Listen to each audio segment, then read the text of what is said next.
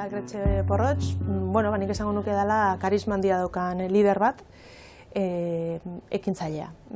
Berak Porrotx bezala, hainbestetan aldarrikatzen dagoen sentitu pentsatuekin, Jose Mari Agretxe bezala ere bai bere bizitzan praktikan jartzen du. Eneko Atxazurmendi da energia. Transmititzen du halako bizipoz bat eta lanarekiko konpromisoaz gain, familiarekiko konpromisoa baita ere. Hori etengabe azpimarratzen zaban zerbait da. Berarentzat arrakasta da lana eta batez ere da familia. Izaro Andres Zelaieta da emozioa, da xamurtasuna eta da talentua. Arkaitz Kano Jauregi da poeta, bere hitzaren zentzu zabalean. Idazten ez ezik berbetan ere poesia egiten du. Esateitu perla konstantemente, ezta? Eta hori doaiba da. Doaibat eta ezagutza. Asko irakurtzen du, asko esnartzen du eta nabaritzen da. Eta oso eskuzabala da, baita ere.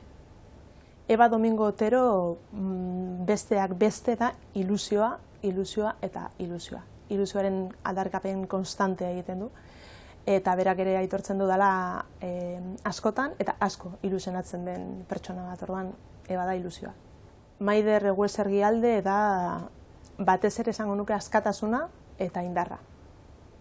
Jon Garaño Arzalluz oso langilea eta pala. Aizpea Goenaga Mendiola da urakan bat. Agertzen da lekuan bere arrastoa lagatzen dagoen emakume bat. Eta oso persistentea. Badaki zer gustatzen zaion, eta bere helburua da gustatzen zaion horretan jarraitzea. Oso perseverantea da. Markel Irizar Aranburu da bere burua oso ondo ezagutzen duen pertsona borrokalari bat. Itziar Ituño Martinez esango nuke dela oso koherentea eta oso maitakorra. Ezagutzen duzun momentuan ja kariño hartzen diozun pertsona bat.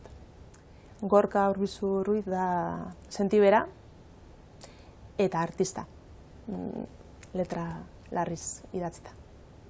Zaila da, baina behar esango nuke txikitako amets bat beste bete duen pertsona bat. Bai, ez da gutxi.